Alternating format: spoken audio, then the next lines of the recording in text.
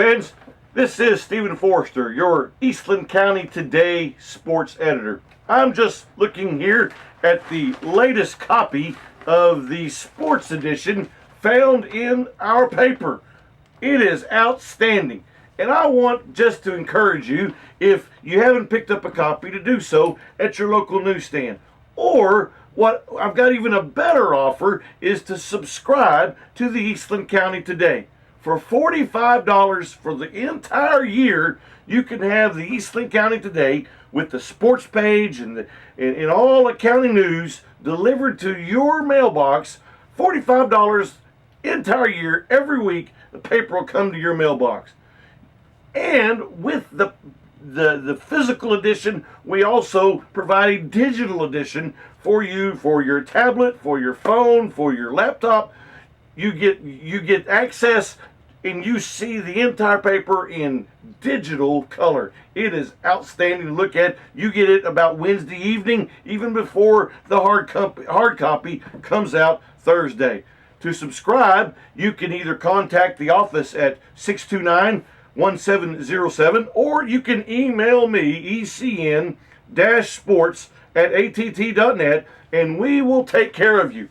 Man, this is what you get. You get football, news, sport, pictures, volleyball, cross country, basketball, baseball. You're going to get it all, plus the news of the county. Subscribe today to Eastland County Today. Hello, sports fans. It is week 2 of high school football, and the Mavericks are right in the thick of things. In just a few moments, we're going to go to the field house to see what Coach Morton has to say about last Friday night's game. Speaking of last Friday, the Mavericks visited the Clyde Bulldogs, and many people expected it to be a game like last season. There was over 60 points scored by both teams in 3 overtimes last year. This year, however, defense was the name of the game. And unfortunately, the Mavericks came up just a little short. Let's now see what Coach Morton has to say about last Friday and about this Friday. All right, Coach Morton, thanks for your time this morning. Been a couple of days since your game against Clyde. I think everybody was kind of expecting sort of another shootout like you had last year. Defense stepped up this time. Tell us what you saw from the sideline, what you've seen from the film from your Mavericks. Well, I was pleased with our defense. We had a lax in the second quarter that really hurt us and set us back. Part of that goes back to the offense. Offense at that point had 2 critical turnovers that kept the defense on the field.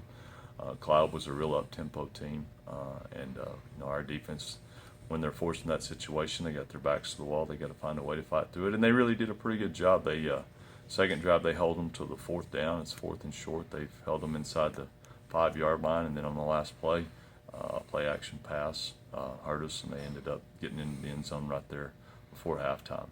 Second half was a lot more pleased with their total effort. In the first half, we had 3 times as many mental busts as we had in the second half. And I think a lot of that was just us not focusing on our job, but about our opponent. And so it's a good lesson to learn. It's a tough way to learn that lesson, that we need to focus on what we're doing, because, each week it seems like we're in a rivalry game with whoever we're playing, and, have that again this week. So that's one of the things that we really talked about, is making sure that we focus on our job and not our opponents and what they're doing. Right. Chris Martinez had a good game. Your offensive line seemed to be able to make some opportunities for him to gain a lot of yardage. Tell us about your line and how Chris played Friday evening. Chris did do a good job. He ran hard, had several yards after contact.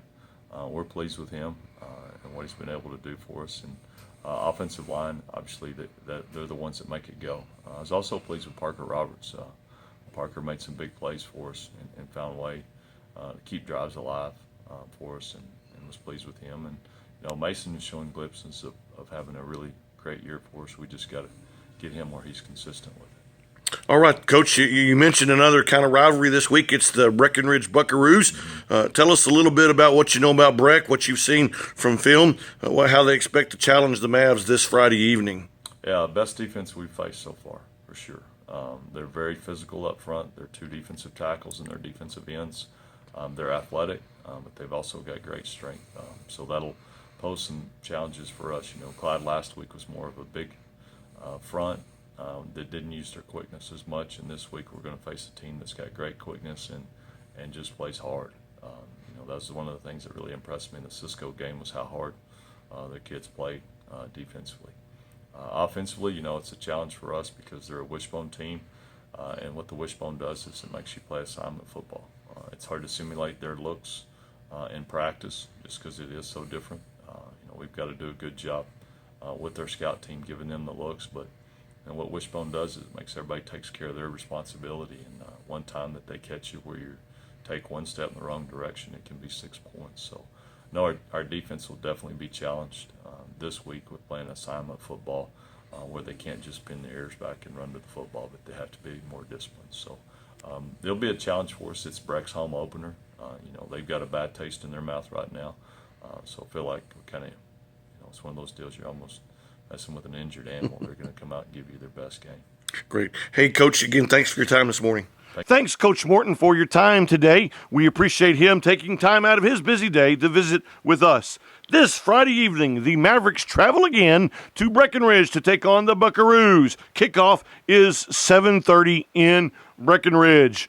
Come out and support the Mavericks as they take on the Buckaroos. Also what else is going on in Eastland sports? Well, the volleyballers, Eastland volleyball, the ladies are really playing well. The Lady Mavs are doing well. This past week, they did unfortunately drop a three-game set or 3 sets, lost the match, whatever you want to call it, to Mineral Wells. However, they came back on Saturday and won 3 from Gustine. They are going to begin district play in about 2 weeks, I believe, and so the Lady Mavs are still fine-tuning their skills, getting ready for district. Eastland also running cross-country, and they participated in the EULA cross-country tournament this past Tuesday. Make sure you check out the Eastland County Today. Pick up a copy of the Eastland County Today from one of the fine establishments, businesses where you can pick up a copy, or right here in our office. Make sure you pick up a copy. Check out what happened with the cross-country runners. You can see football stats and pictures, volleyball stats and pictures. Pick up a copy of Eastland County Today. All right, that's it for Eastland County, Eastland Maverick Sports. Let's go Mavericks.